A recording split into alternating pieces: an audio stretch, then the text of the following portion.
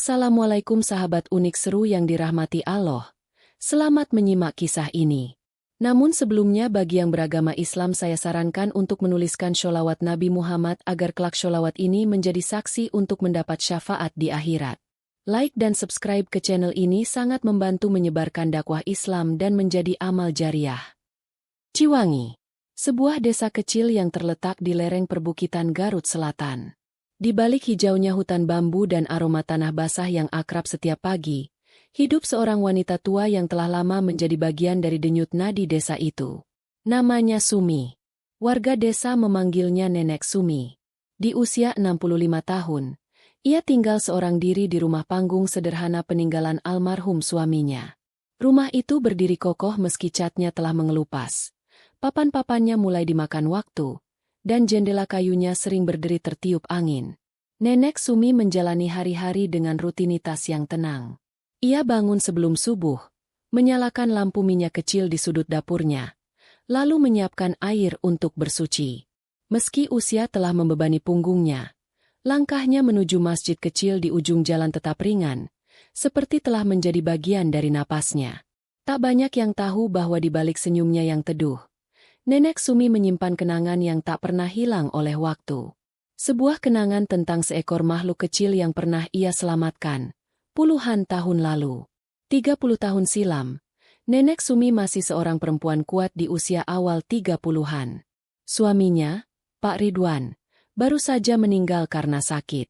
Hidup dalam kesendirian di desa yang belum ramai, ia lebih banyak menghabiskan waktu di ladang kecil dan mengajar mengaji anak-anak desa. Suatu sore setelah hujan besar, saat ia sedang menyusuri jalan setapak di dekat sungai, matanya menangkap sesuatu yang menggigil di antara batu dan lumpur. Seekor anak anjing kecil, kurus, tubuhnya penuh luka, dan hampir mati kedinginan. Naluri keibuannya terusik. Tanpa banyak berpikir, ia mengangkat tubuh mungil itu dan membawanya pulang. Di balik rumah panggungnya, ia membungkus anak anjing itu dengan kain bekas, memberinya air hangat, dan sisa nasi yang dicampur ikan asin. Anjing itu menggonggong pelan, lemah, seolah tahu bahwa ia baru saja diselamatkan. "Aku namai kamu Bajra," ucap Nenek Sumi waktu itu, sembari mengelus kepala anjing itu dengan lembut. Ia tahu betul, tak semua warga desa menyukai kehadiran anjing, apalagi jika dipelihara di rumah seorang muslimah. Tapi bagi Sumi, Bajra bukan sekadar hewan. Ia adalah makhluk ciptaan Allah, dan hari itu, ia hanya melakukan apa yang hatinya bisikan, menyelamatkan makhluk yang sedang sekarat. Waktu berjalan, Bajra tumbuh menjadi anjing yang gagah. Bulu coklatnya mengilap, matanya tajam, dan ia selalu duduk di pojok belakang rumah tanpa mengganggu siapapun. Ia setia menunggu Sumi pulang dari ladang, menggonggong pelan saat mendengar suara langkah kakinya dari kejauhan. Nenek Sumi pun tetap menjaga syariat. Ia tak membiarkan anjing itu masuk rumah, tetap menjaga wudunya, dan membersihkan najis bila terkena air liur Bajra. Tapi kasih sayang yang ia berikan pada anjing itu tulus, tak pernah berkurang. Namun, tidak semua mata di desa menatap dengan pengertian. Beberapa warga mulai mencibir. Bisik-bisik terdengar saat Nenek Sumi lewat di jalan. Ada yang mengatakan ia sudah gila. Ada pula yang menyebutnya tak paham agama. "Astagfirullah, kenapa pelihara anjing sih? Najis itu," ujar Bu Mimin, istri ketua RT waktu itu, saat berbincang dengan tetangga lainnya. Nenek Sumi hanya diam. Ia tak menjawab. Ia tak suka membela diri dengan kata-kata. Baginya, Allah lebih tahu niat hatinya. Namun luka tetap tertinggal. Apalagi ketika malam itu, saat hujan deras turun disertai petir menggelegar, Bajra tiba-tiba menghilang. Ia tak menggonggong, tak meninggalkan jejak. Nenek Sumi mencari hingga ke sungai dan ladang, memanggil namanya berkali-kali. Tapi yang terdengar hanya gemuruh air hujan dan lolongan angin. Hari demi hari berlalu, namun Bajra tak pernah kembali. Sejak saat itu, rumah Nenek Sumi terasa lebih sepi dari biasanya. Meski aktivitas harian tetap berjalan, hatinya menyisakan ruang kosong. Ruang yang dulu diisi oleh Bajra. Banyak malam ia menangis dalam diam, bukan karena kesepian, Tapi karena tak sempat mengucapkan perpisahan. Dan lebih dari segalanya, karena ia merasa tak bisa melindungi makhluk yang dulu ia selamatkan. Tahun-tahun pun berlalu, seperti dedaunan yang jatuh satu persatu dari ranting waktu. Desa Ciwangi perlahan berkembang. Jalanan diperbaiki, sekolah dibangun, dan rumah-rumah mulai berdiri dengan tembok beton. Namun rumah panggung Nenek Sumi tetap bertahan. Menjadi saksi diam akan perubahan dan waktu. Dan pagi itu, awan gelap menggantung di langit desa. Hujan yang turun sejak 3 hari lalu belum juga reda. Sungai mulai meluap, airnya berubah keruh dan deras. Warga mulai resah, tapi tak menyangka bencana besar akan segera datang. Di tengah suara rintik hujan yang tak berhenti, Nenek Sumi duduk di teras rumahnya. Matanya menatap langit, napasnya berat. Ada firasat yang tak biasa menghampiri hatinya. Hati yang pernah menyelamatkan, tapi kini merasa akan diselamatkan. Namun, oleh siapa? Dan bagaimana? Semua akan berubah, lebih cepat dari yang ia kira. Hujan tak juga reda. Sudah 3 hari langit seperti menumpahkan seluruh isinya ke bumi. Desa Ciwangi yang biasanya tenang mulai terasa tegang. Warga lalu lalang dengan wajah cemas. Sungai Cikuray yang melintasi tepian desa tak lagi tenang. Airnya meluap hingga ke kebun-kebun warga, bahkan mulai menggerus jalan setapak yang biasa dilalui anak-anak sekolah. Kalau hujan terus begini, bisa-bisa banjir besar, ujar Pak Ujang, petugas desa yang berdiri sambil memandangi derasnya aliran sungai. Pagi itu, suara sirine terdengar dari arah kecamatan. Sebuah mobil bak terbuka dari BPBD melintasi jalan utama, memberi peringatan agar warga yang tinggal di dataran rendah mulai mengungsi. Beberapa keluarga sudah mulai meninggalkan rumah dengan barang seadanya, menuju ke balai desa yang telah disiapkan sebagai pos evakuasi sementara. Namun, Nenek Sumi tetap di rumahnya. Ia berdiri di ambang pintu, tubuhnya yang rapuh dibalut kain batik lusuh dan jaket wol yang sudah usang. Pandangannya mengarah ke langit kelabu, seolah membaca tanda-tanda dari angin dan suara alam yang tak biasa. Di dalam hatinya, ada kecemasan yang sulit dijelaskan. Bukan hanya karena banjir, tapi karena mimpi aneh yang datang malam sebelumnya. Dalam mimpi itu, ia berdiri di tengah arus sungai yang besar, dingin, gelap, dan menakutkan. Di tengah derasnya arus, seekor anjing berwarna coklat datang dan menggonggong padanya dari seberang. Ia tak tahu apa maksudnya, tapi sorot mata anjing itu membuat hatinya bergetar. Tatapan itu sangat familiar. Baja. Nama itu tiba-tiba muncul dalam benaknya, membuat tubuhnya lemas dan tangannya bergetar memegang kusen pintu. Ia mengusap wajahnya perlahan, beristighfar dalam hati, berharap semuanya hanya kekhawatiran belaka. Namun firasatnya bukanlah firasat kosong. Menjelang sore, saat hujan belum juga menunjukkan tanda-tanda reda, terdengar gemuruh dari arah selatan desa. Suara seperti ledakan yang memekakan telinga, disusul oleh deru air dan dentuman keras. Warga yang tinggal dekat sungai berteriak panik. Longsor! Longsor dari arah hulu. Tak butuh waktu lama, air bah bercampur lumpur dan batu besar mulai mengalir deras ke desa. Pepohonan tumbang, pagar rumah-rumah hancur diterjang air, dan dalam hitungan menit, jalan-jalan desa mulai tenggelam dalam genangan keruh yang terus meninggi. Nenek Sumi tak sempat lari. Ketika ia mencoba menutup pintu rumahnya, arus air sudah lebih dulu menghantam bagian belakang rumah panggungnya. Kayu-kayu penyangga bergetar, lantai rumah mulai retak, dan suara derasnya air membuat jantungnya berdebar kencang. Nenek Sumi, cepat keluar! Teriak Pak Ujang yang kebetulan melintas dengan perahu karet kecil milik relawan. Namun jarak antara mereka terlalu jauh, dan arus terlalu kuat. Nenek Sumi mencoba melangkah, tapi tubuh tuanya tak lagi mampu menandingi kekuatan air. Dalam sekejap, papan lantai rumahnya patah, dan ia terjatuh ke bawah. Tubuhnya terhanyut dalam air dingin yang membawa lumpur, serpihan kayu, dan sampah desa. Ia mencoba berpegangan pada sebatang pohon yang tumbang, namun tangannya terpeleset. Dalam kepanikan dan kesakitan, ia berteriak lirih, air masuk ke mulut dan hidungnya. Napasnya tersengal. Dunia di sekitarnya mulai gelap. Namun, Di tengah putus asa itu, terdengar suara gonggongan. Lirih pada awalnya, lalu semakin dekat, kuat, dan jelas. Gonggongan itu tak asing. Sebuah suara yang pernah ia kenal, puluhan tahun lalu. Dan saat matanya setengah terbuka, samar-samar ia melihat sosok berbulu coklat, dengan mata yang menyala penuh kegelisahan. Anjing itu berenang ke arahnya, melawan arus deras yang mengamuk. Giginya menggigit ujung kain batik Sumi, menariknya perlahan ke tepian. Meski air terus menghantam dan tubuh anjing itu terombang-ambing, ia tak menyerah. Setiap gigitan, setiap kayuhan kakinya di air, adalah perjuangan menyelamatkan tuannya. Saat akhirnya tubuh Nenek Sumi terseret ke tepian dan terdampar di atas bebatuan, ia masih setengah sadar. Matanya menatap langit yang mulai gelap, mulutnya terengah-engah, dan di sisinya berdiri sosok anjing coklat itu. Basah, lelah, namun penuh kemenangan di matanya. Air mata Nenek Sumi mengalir. Tangan keriputnya berusaha menyentuh kepala anjing itu, dan untuk pertama kalinya dalam bertahun-tahun, ia menyebut nama yang selama ini ia simpan dalam doa. Bajra. Anjing itu menggonggong pelan, lalu menjilat pipi tuannya yang penuh lumpur. Di kejauhan, sirene masih meraung, warga masih menjerit, dan banjir belum sepenuhnya reda.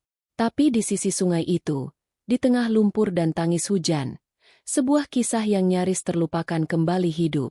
Kisah antara seorang nenek dan seekor anjing yang ia selamatkan, dan kini menjadi penyelamatnya. Malam itu, langit akhirnya mereda.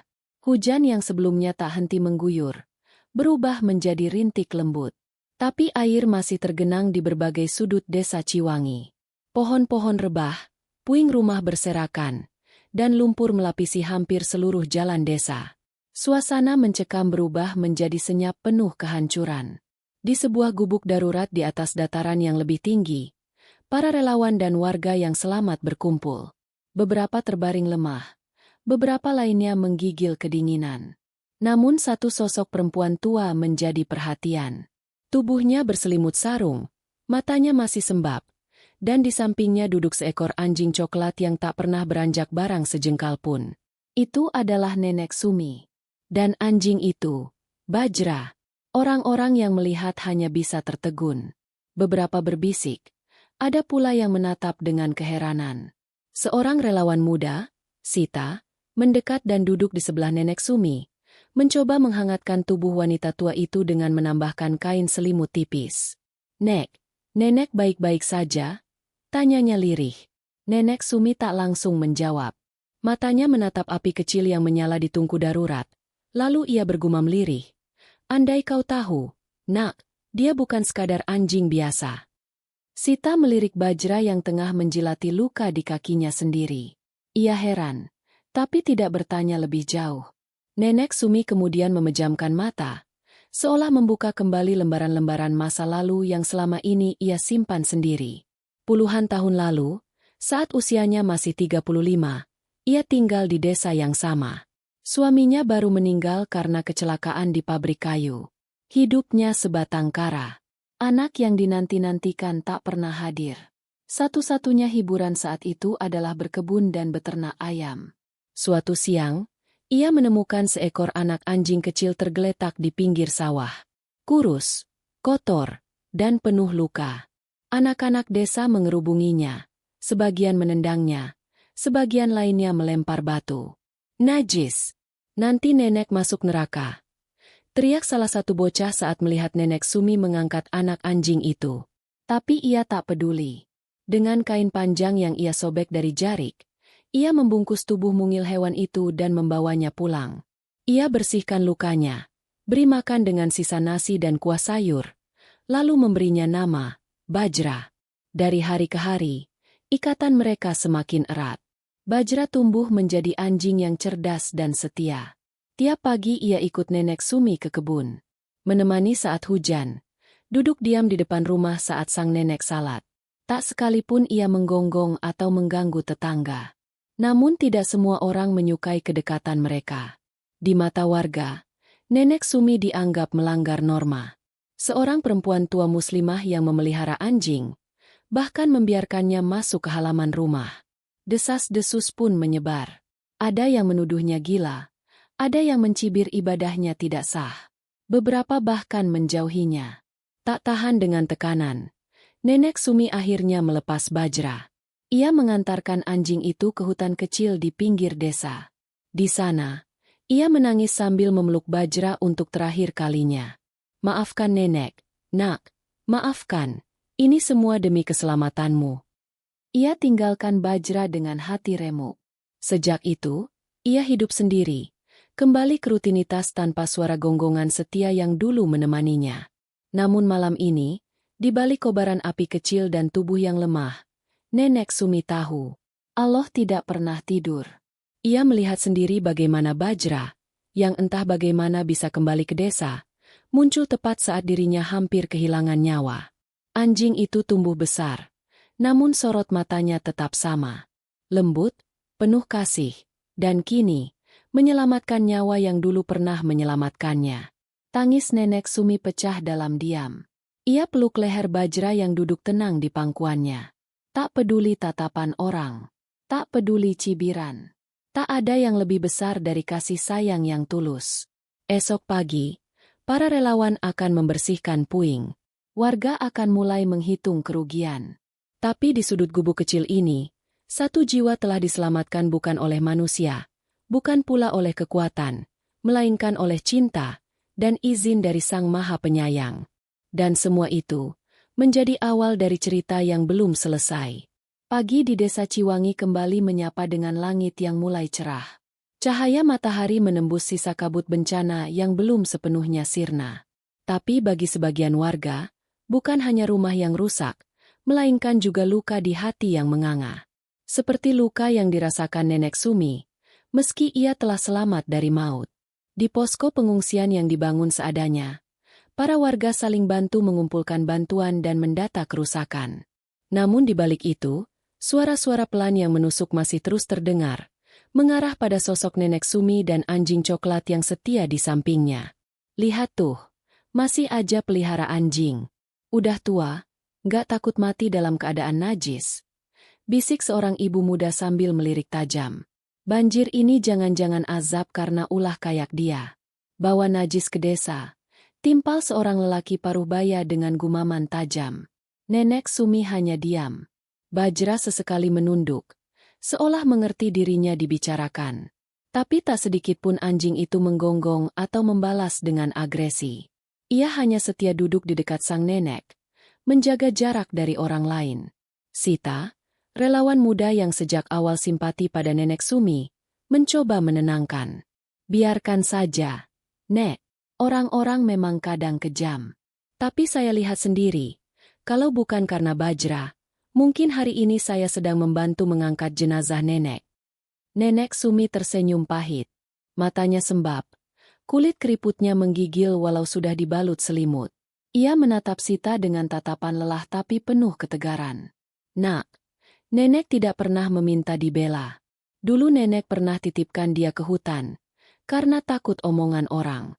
Tapi ternyata, yang tulus tidak pernah lupa. Dia datang, justru saat nyawa nenek hampir hilang." Sita memegang tangan Nenek Sumi erat-erat. Tapi sebelum bisa menjawab, seseorang datang mendekat dengan nada tinggi. "Bu Sumi." Kepala desa memanggil. Katanya anjing itu harus dikarantina. Warga protes. Mereka takut najisnya menyebar di tempat pengungsian. Suara itu berasal dari Pak Darto, ketua RW yang dikenal kaku dan suka menyalahkan. Ia menunjuk Bajra seolah melihat makhluk najis, bukan seekor anjing yang baru saja menyelamatkan satu nyawa. "Bapak bisa lebih sopan, Pak," sahut Sita cepat. Tapi Pak Darto malah menatap tajam. "Kau relawan, jangan ikut campur urusan desa. Di sini ada aturan." Nenek Sumi berdiri perlahan. Tubuhnya lemah, tapi sorot matanya menguat. Ia menatap langsung ke arah Pak Darto. "Kalau memang Bajra harus pergi, biar nenek yang antar. Tapi ingat satu hal, Pak, yang nenek pertahankan bukan anjing, tapi amanah. Dia adalah makhluk Allah juga. Dia pernah disakiti manusia, tapi tidak pernah membalas dengan kebencian. Bahkan saat semua orang menutup mata, dia tetap datang untuk menyelamatkan nyawa. Pak Darto tak membalas. Mungkin karena malu, atau karena tak bisa menyanggah. Warga sekitar yang mendengar diam membisu. Ada yang mulai menunduk, mungkin merasa bersalah. Tapi tidak ada yang angkat suara. Sore itu, dengan kaki gemetar, Nenek Sumi menggenggam seutas tali dan melangkah pelan. Bajra mengikuti, seperti tahu ia akan dipisahkan lagi dari manusia yang ia cintai. Beberapa anak kecil mengikuti dari kejauhan, sementara Sita berjalan di samping sang nenek, tak rela membiarkannya pergi sendiri. Mereka tiba di bukit kecil di pinggir desa, tempat dulu Nenek Sumi pernah meninggalkan Bajra. Di sanalah ia duduk kembali, memandangi lembah yang sekarang penuh lumpur. Nek, kalau saya boleh jujur, saya nggak rela kalau nenek harus tinggal di sini sendirian. Dan Bajra, dia seolah ditakdirkan untuk tetap bersama nenek, ujar Sita lirih. Nenek Sumi menatap Bajra yang duduk di tanah basah. Tubuhnya gemetar, tapi matanya masih teduh. Ia mengelus kepala anjing itu perlahan. Nenek tidak pernah merasa sendirian, selama ada yang masih peduli. Bahkan seekor anjing bisa menunjukkan kasih sayang yang lebih dalam dari manusia. Hening sejenak. Angin sore mengibaskan jilbab tipis Nenek Sumi. Awan kelabu mulai mengendap, seolah langit pun ikut menyimpan kesedihan yang mendalam. Dari kejauhan, suara azan maghrib terdengar. Sayup namun jelas. Bajra mendongakkan kepala, lalu diam. Seperti biasa, ia tahu waktu itu bukan untuknya. Ia tidak mengganggu. Ia hanya diam, menjaga. Malam itu pun turun dengan sunyi. Dan di bukit yang dingin itu, satu cerita belum usai. Luka belum sembuh. Tapi cinta, kesetiaan, dan kehormatan tetap menyala dalam diam. Angin malam berhembus pelan di bukit kecil di ujung desa Ciwangi. Suara jangkrik dan gemerisik dedaunan menjadi latar yang menggantikan hiruk-pikuk desa yang kini rusak karena banjir bandang. Di gubuk reot peninggalan almarhum suami Nenek Sumi, sinar lampu minyak yang redup menyinari wajahnya yang mulai tampak lelah. Bajra, anjing coklat yang setia, terbaring di sisi pintu, matanya terus memperhatikan sekeliling, seolah berjaga dari bahaya yang tak terlihat. Di luar sana, hujan kembali turun rintik-rintik. Aroma tanah basah memenuhi udara. Tapi bagi Nenek Sumi, yang lebih menyengat justru rasa sepi dan pilu di hatinya. Ia menatap jendela kayu yang sudah rapuh, mengenang masa lalu ketika suaminya masih hidup dan desa masih penuh canda tawa. Kini semuanya terasa jauh. Hanya ada kesunyian yang menghimpit dada. Malam semakin larut. Nenek Sumi duduk di tikar tua, memandangi foto hitam putih dirinya bersama sang suami, Pak Wahid. Matanya berkaca-kaca. Wahid, kalau kamu masih ada, mungkin kamu akan bilang nenek nggak perlu peduli omongan orang. Tapi nenek lelah. Lelah dituding, lelah dijauhi. Hanya karena mencintai makhluk yang dulu pernah nenek selamatkan. Bajra mendekat pelan, menjulurkan lidahnya lalu menjilat telapak tangan Nenek Sumi dengan lembut. Hati sang nenek mencelos. Ia memeluk Bajra sambil bergetar menahan tangis. Maafkan nenek, Bajra. Kalau nanti kamu harus pergi lagi. Nenek hanya ingin kamu tahu, kamu pernah membuat hidup nenek berarti. Tiba-tiba, terdengar langkah kaki dari luar. Ketukan di pintu membuat Nenek Sumi tersentak. Bajra langsung berdiri, menggonggong pelan, namun tidak menunjukkan sikap agresif. Nenek Sumi berjalan hati-hati ke pintu, membuka pelan. Di luar sana, tampak Sita berdiri dengan jas hujan basah dan wajah cemas. Nek, maaf ganggu malam-malam. Tapi tadi ada kabar. Posko pengungsian ditutup sementara. Beberapa warga mengungsi ke balai desa. Tapi, ada yang menyebar gosip soal nenek. Nenek Sumi menghela napas. Apalagi yang mereka bilang, Nak? Sita ragu-ragu. Mereka bilang, nenek bawa sial. Karena nenek pelihara anjing, kampung kita kena banjir. Mereka bahkan bilang kalau nenek menyimpan jin dalam bentuk anjing. Astagfirullah. Saya nggak bisa diam dengar itu. Hati Nenek Sumi mencelos. Meski sebetulnya ia tidak terkejut. Ia tahu, di balik diamnya sebagian warga, masih ada lidah-lidah tajam yang siap menyayat. Nenek sudah biasa. Sita, kalau tidak karena Bajra, nenek mungkin sudah dikubur bersama lumpur. Tapi mereka tak akan melihat itu. Sita menatap wajah sang nenek, lalu duduk di sisi tikar. Saya ada rencana, Nek. Saya ingin bawa nenek ke kota. Di tempat saya tinggal ada rumah penampungan lansia. Nggak besar, tapi hangat. Dan di sana, nggak ada yang mempersoalkan anjing atau bukan. Mereka cuma lihat hati. Nenek Sumi diam sejenak. Pandangannya mengarah keluar, ke gelapnya pepohonan yang basah oleh gerimis. Hati tuanya bergetar. Ia tak ingin menjadi beban. Tapi ia pun mulai lelah hidup dalam penolakan. Nenek butuh waktu. Nak, tempat ini banyak kenangan. Tapi kalau memang tak ada lagi ruang di sini, mungkin sudah saatnya nenek pergi. Bajra duduk di sisi Sita, seolah memahami perbincangan manusia di hadapannya. Ia menatap nenek Sumi dengan mata teduh, tanpa tahu bahwa malam itu mungkin menjadi malam terakhir mereka tinggal di tanah kelahiran sang nenek. Tak lama setelah Sita pamit, malam kembali sunyi. Tapi tidak untuk hati nenek Sumi. Ia kembali memandangi foto lama itu, lalu mengelus kepala Bajra. Besok, mungkin kita akan pergi dari sini, Nak. Tapi kamu harus kuat. Ya, karena nenek pun akan berusaha kuat.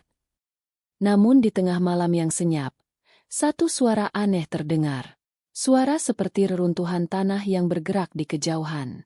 Bajra sontak berdiri, telinganya tegak, lalu menggonggong pelan. Nenek Sumi membuka jendela, tapi pandangannya hanya tertahan pada kegelapan. Tak ada tanda apapun. Namun dari kejauhan, tak seorang pun tahu bahwa ancaman sebenarnya belum usai. Tanah yang mulai labil setelah banjir bisa runtuh kapan saja. Bukit tempat mereka tinggal mulai retak tanpa disadari. Dan malam itu, takdir masih menyimpan rahasia yang belum disingkap. Pagi itu, kabut tipis menyelimuti bukit kecil di ujung desa Ciwangi. Hujan semalam menyisakan embun di dedaunan dan bau tanah basah yang pekat. Nenek Sumi bangun lebih awal, seperti biasa. Suaranya lirih memanggil Bajra yang masih terlelap di samping tikar usangnya. Bajra, ayo bangun, kita harus bersiap. Mungkin hari ini kita tinggalkan tempat ini. Anjing setia itu membuka matanya perlahan, menggeliat sebentar, lalu duduk dan menatap sang nenek dengan tatapan yang tak biasa. Ada kesedihan, seolah ia tahu, ini akan menjadi hari yang tak sama dengan sebelumnya. Nenek Sumi melipat tikar dan memasukkan beberapa pakaian ke dalam tas plastik. Ia menatap sekali lagi sudut-sudut gubuk kecil yang telah menjadi saksi suka dan dukanya selama puluhan tahun.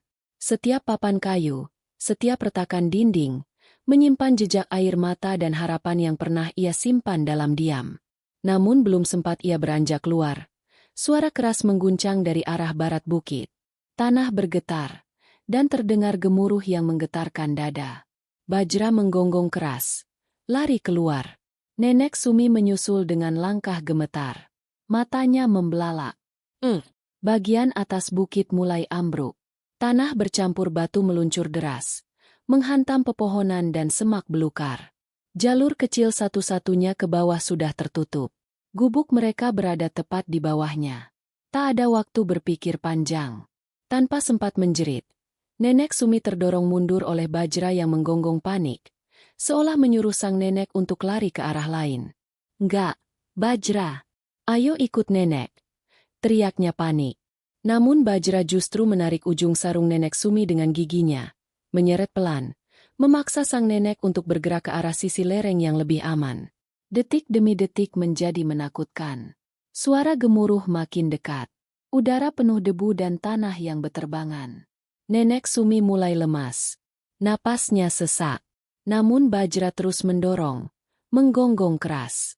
Ketika kaki sang nenek hampir tergelincir, Bajra menahan tubuhnya dengan moncongnya. Lalu dalam satu hentakan kuat, tanah di belakang mereka ambles. Gubuk tempat mereka tinggal tertelan longsoran dalam sekejap. Tangis sang nenek pecah. "Ya Allah, rumahku!" Namun belum sempat ia meratapi semuanya, tanah di bawah kakinya mulai retak. Dengan kekuatan terakhir, Bajra mendorong tubuh Nenek Sumi ke arah semak yang cukup tebal dan datar. Tubuh sang nenek mendarat di rerumputan basah, tapi kakinya terkilir. Ia menoleh ke belakang. Bajra masih berdiri di tepi tanah yang retak. "Bajra, cepat sini." Bajra menatapnya sejenak, lalu melompat. Tapi tanah runtuh lebih cepat. Kaki belakangnya tersangkut batang kayu yang meluncur turun. Bajra menggonggong keras, berusaha menarik kakinya, namun tak bisa. "Bajra ah!" Nenek Sumi merangkak pelan, meski kakinya nyeri luar biasa. Ia menjulurkan tangan, berusaha meraih tubuh anjing kesayangannya. Air matanya tumpah deras. "Jangan tinggalin nenek. Jangan pergi." Namun Bajra hanya menatapnya sejenak. Sorot matanya lembut, seperti mengucap salam perpisahan.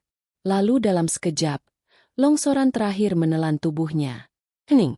Dunia seolah berhenti berputar. Nenek Sumi berteriak, memanggil nama Bajra berulang-ulang. Meski ia tahu, semua telah berakhir. Tak ada jawaban, hanya sisa tanah yang basah dan rusak. Tubuhnya gemetar, namun hatinya lebih hancur.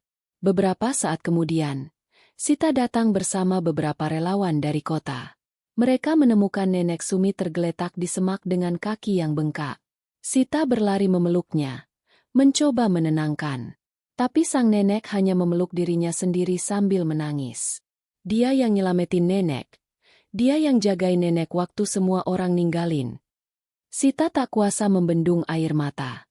Ia memandangi sisa bukit yang runtuh, mencoba membayangkan keberanian seekor anjing yang dianggap najis, namun justru menjadi perantara keselamatan dari Allah.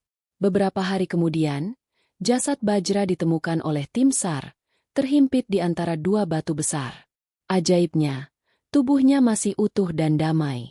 Para relawan menunduk hening saat jasad itu dikuburkan di samping bukit, atas permintaan Nenek Sumi. Di tepi makam kecil itu, sang nenek duduk, memandangi nisan kayu yang ia tulis sendiri dengan tangan gemetar. "Terima kasih, Bajra. Kamu bukan hanya anjing, kamu sahabat, penjaga, dan bukti bahwa kasih sayang, sekecil apapun, tak akan pernah sia-sia di mata Allah." Langit sore itu mendung, namun di hati sang nenek, perlahan hadir cahaya yang tak pernah ia rasakan sebelumnya. Bukan karena tempat tinggal, bukan karena bantuan, tapi karena ia tahu, cinta tulus yang pernah ia berikan, telah kembali menjemputnya, menyelamatkannya, di saat semua orang berpaling. Hikmah cerita. Kasih sayang tak mengenal batas. Makhluk Nenek Sumi menunjukkan bahwa kasih sayang sejati tidak mengenal jenis makhluk. Saat ia menolong seekor anjing kecil yang dibuang, ia tak melihat statusnya sebagai najis atau tidak, melainkan sebagai makhluk ciptaan Allah yang butuh pertolongan. Kebaikan tulus itu berbuah di masa tua saat ia sendiri dalam keadaan terancam. Kebaikan akan kembali di waktu yang tak diduga. Semua kebaikan yang kita tanam, sekecil apapun, akan kembali kepada kita. Pertolongan yang datang melalui Bajra adalah bentuk nyata bahwa Allah tidak pernah membiarkan kebaikan berlalu sia-sia. Jangan meremehkan makhluk lemah. Seringkali manusia memandang remeh makhluk yang kecil dan tak berdaya. Namun justru lewat mereka, Allah menunjukkan kuasa dan kasih sayangnya. Bajra, seekor anjing buangan, menjadi penyelamat nyawa di saat manusia lain menjauh. Tulus dan ikhlas menyelamatkan. Kisah ini mengajarkan bahwa kebaikan yang dilakukan dengan ikhlas dan tanpa pamrih memiliki kekuatan besar. Nenek Sumi tak mengharap balasan apapun saat menyelamatkan Bajra, namun justru itulah yang menjadi jalan keselamatannya. Allah menyampaikan pertolongan lewat jalan tak terduga dalam keadaan sulit dan tanpa harapan. Pertolongan dari Allah bisa datang melalui cara yang tak kita sangka. Bahkan lewat makhluk yang tak disangka-sangka, Allah menunjukkan kasih dan keajaibannya.